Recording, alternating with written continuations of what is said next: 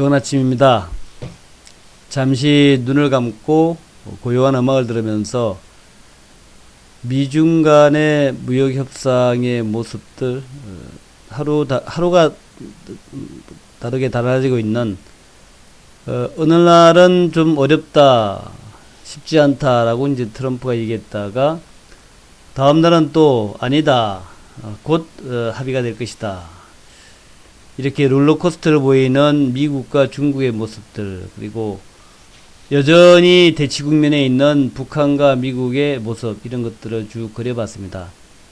예, 그에 따라 춤을 추는 미국 증시, 한국 증시, 그리고 그 영향을 받는 경제의 지표들, 또 우리의 심리들, 그런 생각을 쭉 한번 해봤습니다.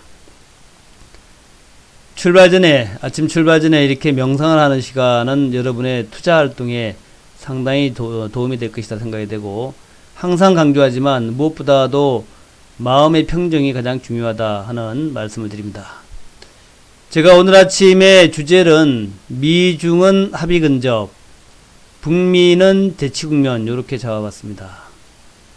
네, 어제 방송, 제가 어제도 강조드렸지만 이 방송은 유튜브로도 그대로 녹화가 되고 있으니까 여러분들 필요할 때는 유튜브에서 인천요를 찾으시면 되겠습니다.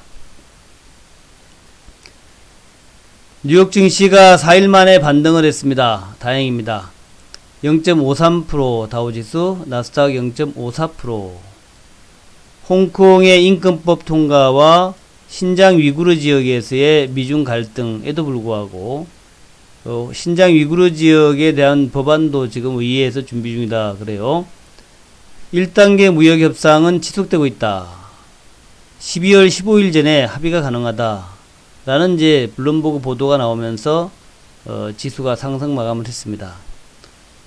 아시다시피 미국은 15일 날 1560억 달러 중국 수입품에 대해서 15% 추가 관세를 예정하고 있고, 만약에 또 추가 관세가 나온다면 미중과는 정말 서로 좀 만날 수 없는, 돌아설 수 없는 어떤 갈등 관계로 갈 수도 있다, 그렇게 생각이 되네요. 알리안츠의 닐 드웨이는 누군가 무역 협상에 대해 무슨 말을 할 때마다 주가는 걷잡을 수 없는 급등락을 하고 있다, 이렇게 표현을 했네요. 한 번은 트럼프가 급락을 만들고, 또 그 다음 날은 익명의 그 관계자의 말을 인용해서 급등이 나오고, 이렇게 등락을 하고 있다.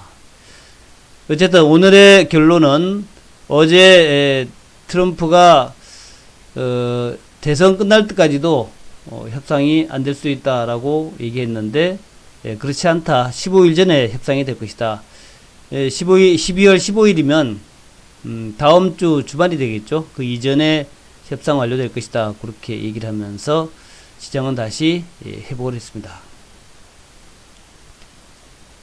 경제지표는 부진했습니다. ADP 민간고용, 그 월이 끝나고 나면은 고용지표, 월간 고용지표가 나오는데, 월간 고용지표는 되게 주말에 발표가 되고, 이번에도 아마 우리 시간으로 12월 7일 토요일날, 미국 시간으로는 이제 12월 6일날 밤에, 12월 6일날 낮에 발표가 될 것이고요. 근데 그 전에 발표되는 것이 ADP, 오토 데이터 프로세싱이라는 회사에서 제공하는 11월 민간 고용입니다. 그런데 11월 달 민간 고용은 별로였어요. 6만 7천 건 증가로 시장 전망치인 15만 6천 건에 크게 미달하는 모습이었다.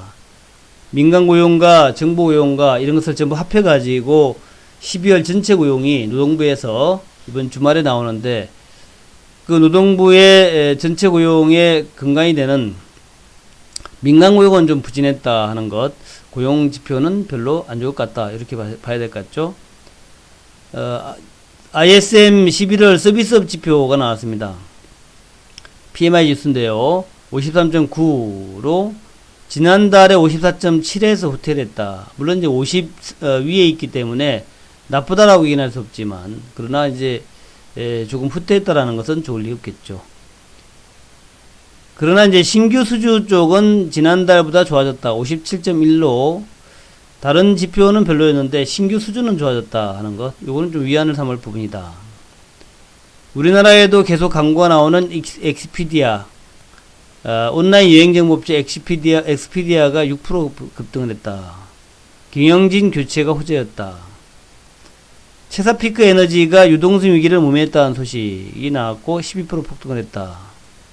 구글의 창업자 레리 페이지가 좀 이런 나이인데 은퇴하겠다 하는 얘기로 2% 상승했다. 레리 페이지도 이제 자신의 삶을 찾고 싶은 모양이죠. 더 이상 본인이 구글에 할 만한 것이 없다라고 생각했는지 모르겠고, 또 더 이상 구글에서 자기 인생을 낭비하고 싶지 않다라고 생각했을지 모르겠습니다. 세계의 멋진 자연을 찾아가지고 멋진 모험을 찾아서 새로운 인생을 시작하고 싶은 그런 그런 이제 생각인지 모르겠습니다. 어쨌든 구글의 레리 페이지가 은퇴했다 하는 소식으로 2% 상승했다. 자, 미중 무역 합의 근접 좀 전에 말씀드렸지만 다시 한번 말씀드린다면 블룸버그가 보도했는데요. 정통한 관계자를 인용해서 미중 간의 1단계 무역 합의를 통해 처리할 관세의 규모를 놓고 합의에 근접했다. 1단계 무역 합의 많이 듣던 내용이죠. 1단계 무역 합의, 계속 1단계 무역 합의인데 관세의 규모, 철회할 관세의 규모 15일 그 철회될 거 말고 이제 그 전에 이미 시행되고 있는 관세, 요거에서 어떤 것을 철회할 것인가, 어떤 것을 없애버릴 건가를 놓고 거의 합의에 근접했다. 중국과 미국이 합의에 근접했다. 중국은 15일 거 말고 12월 15일 날 새로 시작하려는 관세 말고 이전에 부과되었던 관세 중에서 뭔가를 처리하지 않으면 합의는 없다라고 얘기하고 있죠. 그래서 이제 15일 전에 아마 무역 합의가 1단계 무역 합의가 마무리될 것이고, 양국은 미중은 어떤 관세를 처리할지에 대해서 논의를 하고 있고, 또 미국의 농산물을 얼마나 구매할지, 또 구매를 하겠다는 방안, 보장 방안은 무엇인가에 대해서도 논의를 하고 있다. 그러니까 이제 말로만 보장하지 말고 실제로 이행을 갖다가 확실히 할 수 있는 그 방안 같은 것들이 이제 논의가 되었다는 얘기죠. 무역 합의는 선거 이후까지 기다리는 것이 낫다라고 했던 이제 그 전날에 트럼프 얘기 발언 때문에 시장이 좀 급락을 했었는데, 이날 그 블룸버그 통신에 전한 그 전문가의 얘기는 그것은 트럼프의 적극적 발언이었다라고 이제 얘기도 했네요. 대통령의 발언이 너무 적극적이라서 참 세계 경제와 세계 정치가 급등락하고 있습니다. 자, 북한 관련 소식인데요. 조셉윤은 이제 직전에 대북 정책 특별 대표였죠.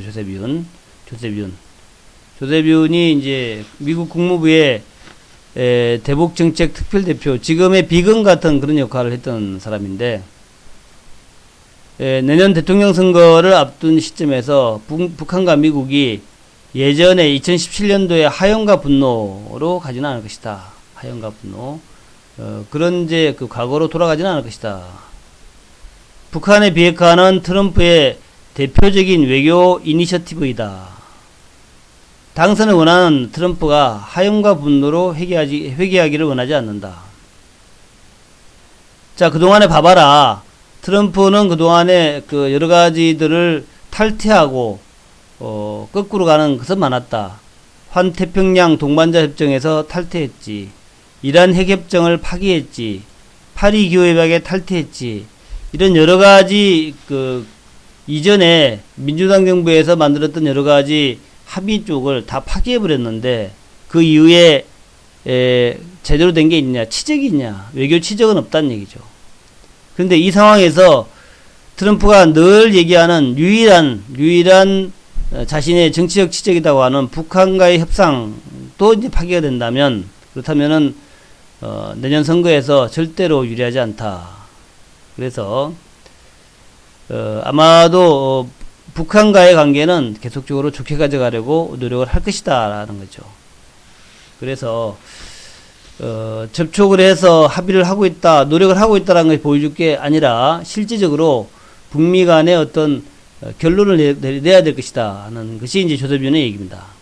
북한도 안전보장, 체제보장, 경제보장에서 이루어진 게 없다는 것 때문에 김정은의 입지도 별로 좋지 않다. 따라서 북한도 다른 선택의 여지가 없고 미국 역시 다른 선택의 방안은 없다. 결국 북미 간에는 만나서 합의하고 새로운 것을 창출해내는 평화를 다시 일구어내는 그런 것 외에는 다른 것은 없다. 찰스 쿱찬 조지타운대 교수 이런 얘기를 했네요. 핵 문제 관련하여서는 단계적 협상일지는 모르겠지만 어쨌든 핵무기 관련해서 어떤 진전이 있어야 된다. 이것이 반드시 포함되어야 된다. 미국 간의 합의에서는 핵 문제에 관한 진전이 포함되지 않는다면 그것은 의미 없는 것이 된다. 어제 국립외교원에서 있었던 외교안보연구소 주최의 전환기의 동북아 질서라는 이제 포럼에서 나왔던 패널들의 얘기입니다. 어제 서초동에 있죠. 조셉 윤 전 미 국무부 대북정책 특별대표가 나왔고요. 그다음에 찰스 쿱찬 조지타운대 교수도 나왔고 여러 사람들이 나와가지고 북한과 미국 간의 문제를 얘기했습니다. 비건 대표 지명자 지금 국무부 부국장으로 인준이 진행되고 있는 비건 대표 최근에 가장 출세한 사람 중에 하나인데 어제는 이렇게 얘기했네요. 희망만큼 진전이 안 됐지만 포기하지는 않을 것이다. 별로 뭐 좋은 뉘앙스의 내용은 아닌데 대북 문제에 관련 기대만큼 진전을 이루지 못했다. 하지만 포기하지 않을 것이다. 요것은 이제 연말 송년회 관련된 자리에서 얘기한 거예요. 무슨 담화를 발표한 것은 아니고. 또 한미 방위비 분담금 협상에서 한국의 대폭 증액 필요를 피력했다. 이것은 트럼프의 얘기를 그대로 옹호하는 그런 얘기죠. 내 어깨 위에 놓인 무게를 느낀다. 비건 대표가 그동안에 북미 간의 여러가지 내용들 또 한미 간의 여러가지 협상에 대해서 굉장히 힘들게 어렵게 또 열심히 그렇게 노력을 했던 사람이죠. 어깨 위에 놓인 무게를 느낀다. 1년 동안 힘들고 기진맥진했다. 그렇지만 보상이 없는 것은 아니다. 우리는 포기하지 않았으며 포기하지 않겠다는 점은 매우 분명하다. 이렇게 얘기를 했습니다. 비건 대표.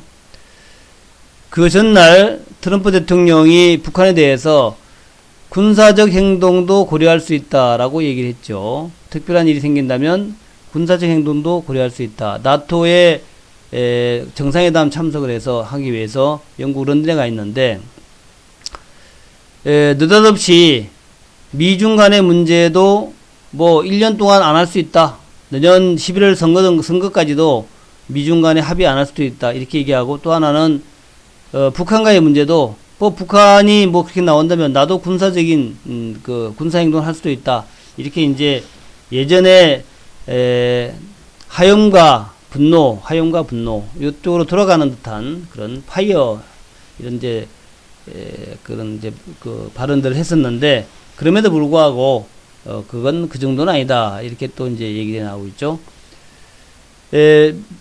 트럼프 대통령이 군사행동도 할 수 있다라고 얘기하니까 북한인민군의 총참모장, 우리도 상호행동 할 수 있다. 이렇게 또 얘기를 했죠. 그래서 북미 간의 군사적 대치 혹은 뭐 군사적 대치라기보다 북미 간의 대치 국면이 좀 더 에스컬레이트 되는 이런 모습이 나오긴 했습니다만은 어쨌든 내용을 보면 북한군 서열 2위 박정천 총참모장 필요시 군사력 사용할 것이다. 그렇게 이제 트럼프가 얘기하니까 무력에는 무력으로 맞대응하겠다. 트럼프는 필요한 경우에 군사력 사용하자 한다 할 것이다 라고 이제 런던에서 얘기를 하니까 박정천 총참모장이 나와가지고 무력에는 무력으로 맞대응하겠다. 요즘 뭐 북한의 고위 관계자들이 총 출동해가지고 돌아가면서 릴레이 담화를 하고 발표를 하고 그렇게 하고 있습니다. 자, 북한의 박정천 총참모장, 미국이 우리를 상대로 그 어떤 무력을 사용한다면 우리 역시 신속히 상호행동할 것이다. 뭐 군 관계자로서는 당연한 얘기죠. 미국 대통령이 우리에게 재미없는 발언을 하였는데 그에 대해 들었고 우리의 최고사령관 김정은 최고사령관은 매우 불쾌하셨다. 그렇게 얘기를 했네요. 어제 우리 서호 통일부 차관이 또 중요한 얘기를 했습니다.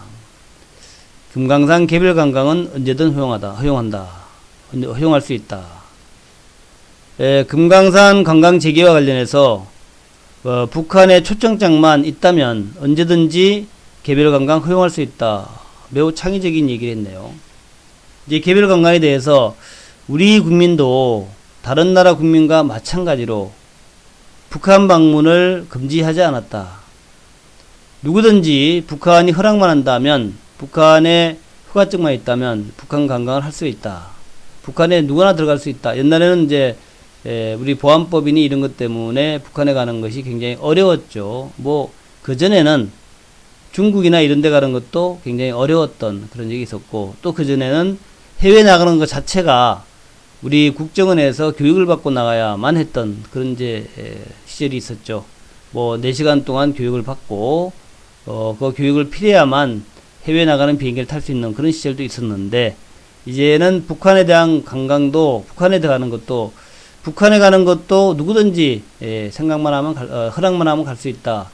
한때는 임수정 씨, 그리고 임수정 씨를 북한에 보냈던 우리 그 전대협 의장이었죠, 옛날에. 우리 누굽니까? 우리 그 이전에 청와대 비서실장, 이런 사람들이 뭐 보안법 위반이라 그래가지고 뭐 수년 동안 뭐 옥고도 치르고 또 어떤 뭐 그렇게 도망다니기도 하고 그렇게 했었는데, 이제는 미국 뭐 유럽 미국 사람은 아니지만 호주나 유럽 사람들처럼 북한에 북한에 허가만 있다면 누구든지 북한 관광을 할 수 있다. 이렇게 이제 바뀌고 있네요. 시대가 참 많이 바뀌었습니다. 자, 서호 통일부 차관의 인터뷰.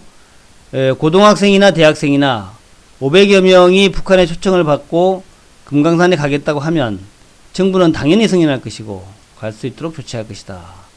요것은 옛날에 동서독 대치관계에 있을 때 서독의 고등학생들이 수학여행으로 선생님 리딩하에 동독을 방문했던, 동독을 수학여행 갔던 그런 것들이 연상되는 그런 부분입니다. 고등학생이거나 대학생이거나 누구든지 북한 초청을 받아서 금강산 가겠다고 하면 정부는 당연히 승인할 것이다. 북한의 초청장만 있으면 언제든지 누구에게나 개별 관광을 허용하겠다는 것이 정부의 입장이다. 자, 이제 단체 관광이 아니라 개별 관광 중심으로 북한과의 교류를 갖다가 허용하겠다, 이런 얘기죠. 이것은 지난번에 김정은 위원장이 남한 국민들 금강산 오는 거 언제나 환영한다 하는 맥락과 거의 다 있고요. 아마도 제가 볼 때는 북한이 다른 나라 외국인들, 뭐 호주나 이런 사람들은 북한에 어디든지 평양이든지 다 돌아다닐 수 있는데, 남한 사람들은 아마 이 금강산 내에서만 돌아다닐 수 있게끔 그렇게 조치하지 않겠나, 그렇게 생각을 합니다. 금강산 개별 관광을 위해 당국 간의 협의를 통해서 신변 안전 보장 문제를 해결해야 하며 그런 입장을 유지하고 있다. 서차관의 발언에는 그런 뜻도 반영되어 있다. 그러니까 서차관의 얘기는 누구나 초청장이 있으면 다 갈 수 있다라고 얘기했지만, 그러나 당국 간의, 북한과 한국 간의, 북한과 한국 간의 협의를 통해 가지고 신변 안전 문제 요거만큼은 좀 해결이 돼야 될 것이다. 북한이 신변 안전 보장을 하겠다라는 어떤 뭐 그런 이제 각서를 한다, 뭐 합의를 한다, 하여튼 뭐 그런 내용들이 좀 있어야 될 것 같다. 그것이 이제 박왕자 사건 때문에 이제 있었던 얘기죠.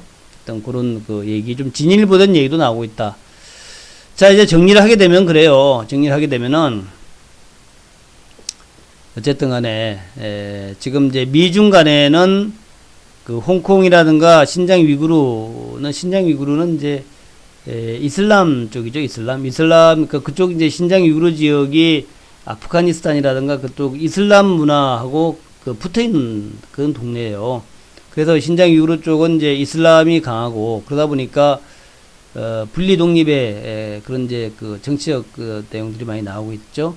그래서 이제 그런 것들하고 이제 홍콩 문제. 그래서 홍콩에 대해서도 인권 법안을 통과시켰고 또 지금 이제 미국 하원에서 신장 위구르 관련된 것도 또 정치적 그 어떤 이제 그 정치적인 뭐 선언 같은 게 나올 것 같아요. 그런 것 때문에 이제 미중 간의 갈등이 다시 이제 나오고 있는데 하지만 그건 그거고 정치는 정치고 경제는 경제다.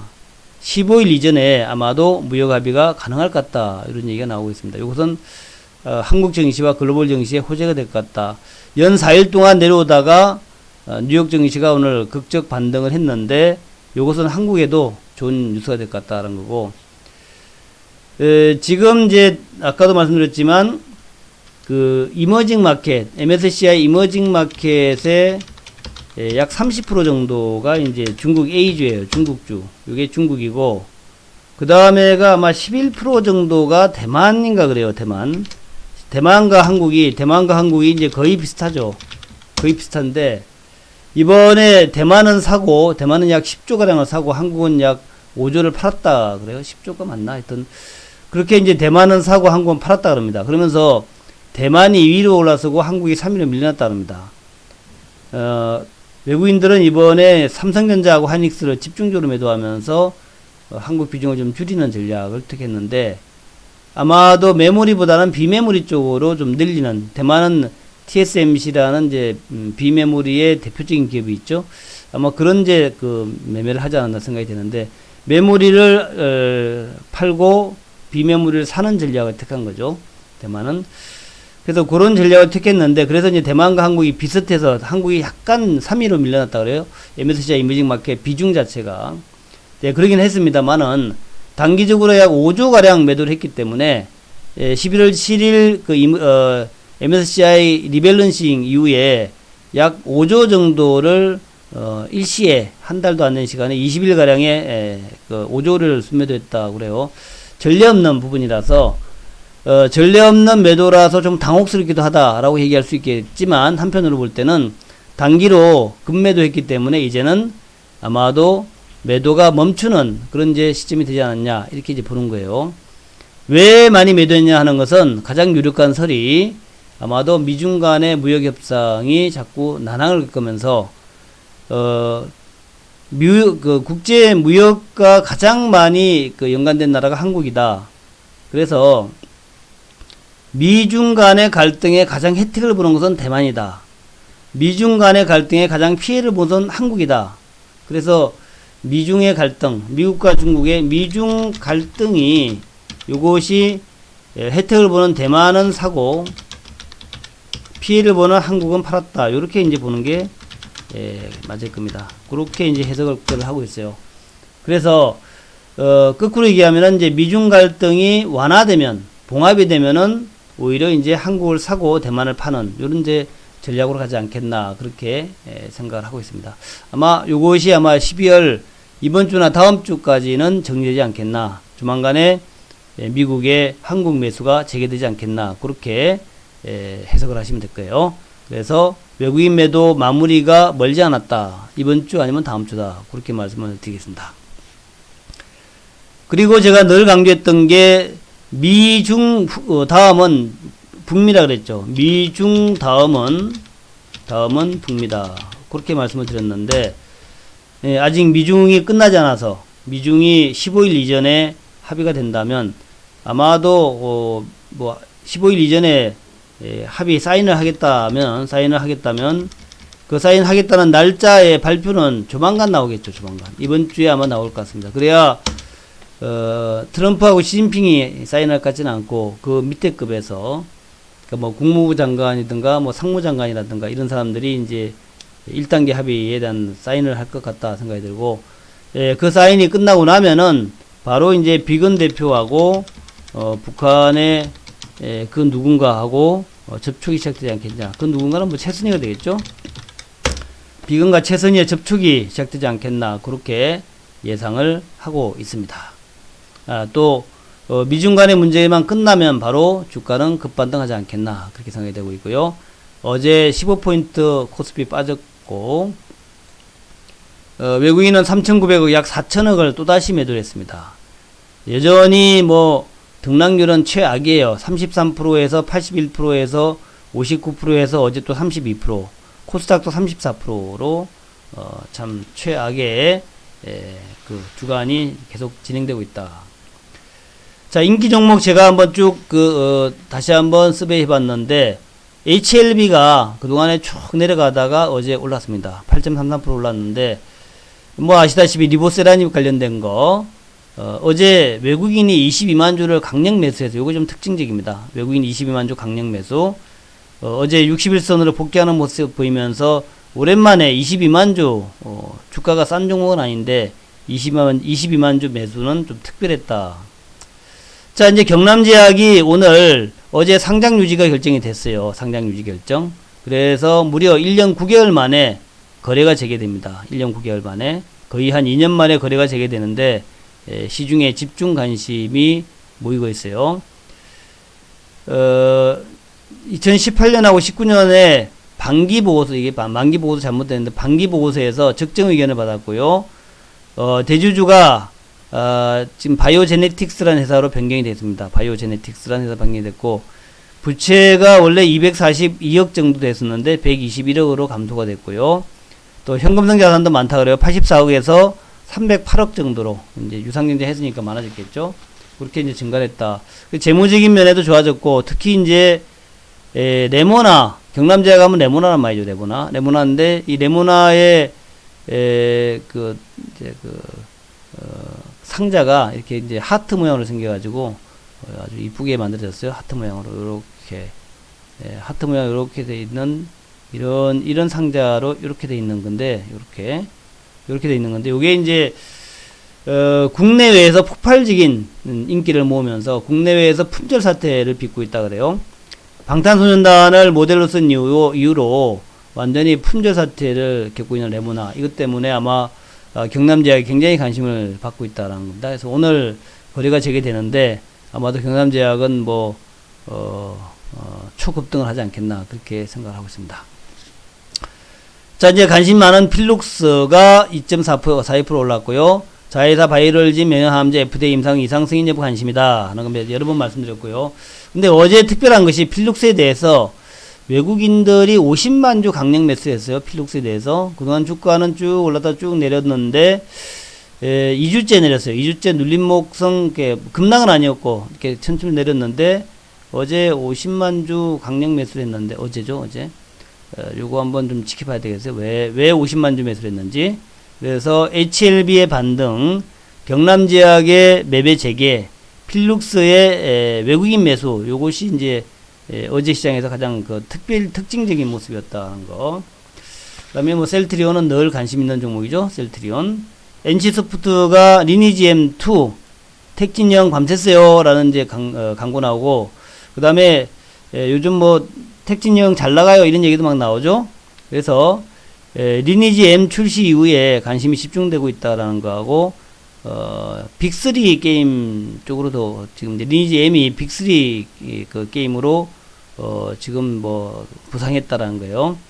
그리고 NC가 이번에 게임 회사로서가 아니라 플랫폼 기업으로 여러 가지를 많이 했습니다. 그래서 게임을 하면서 채팅도 할 수 있고 또 게임을 하면서 소위 이제 우리 방송하듯이 유튜브 방송하듯이 이렇게 방송을 할 수 있는 그런 시스템을 만들어 간다는 거예요. 그래서 리니지 M의 플랫폼으로서의 입지 구축이 또 굉장히 관심이 되고 있다. NC소프트. 제가 이제 플랫폼 기업으로 네이버, 카카오, 그다음에 NC소프트 세 개를 강조하고 있잖아요. 플랫폼 기업. 내년도 이후에 10년 동안 최고의 한국의 최고의 종목, 최고의 대박주는 플랫폼 기업이다. 그렇게 많이 강조를 하고 있죠. 플랫폼 기업. 그 플랫폼 기업의 대표가 카카오, 네이버, 그 다음에 NC소프트가 될 것이다. 라고 말씀드렸는데, NC소프트가 이제 게임에서 나아가서 이제 말 그대로 오픈 채팅도 할 수 있는 이제 플랫폼 기업으로 입지를 구축하고 있다는 것도 상당히 중요한 의미를 갖고 있다. 중요한 이제 어떤 내년도를 준비하시는 분들은 카카오하고 네이버에 주목하시라. 카카오 네이버가 삼성전자만큼 시가총액이 올라갈지는 모르겠지만 카카오 네이버가 내년 이후에 최고의 한국의 기대주가 될 것이다 하는 말씀을 다시 한번 강조드립니다. 알테오젠은 어제 보합 마감이었고요.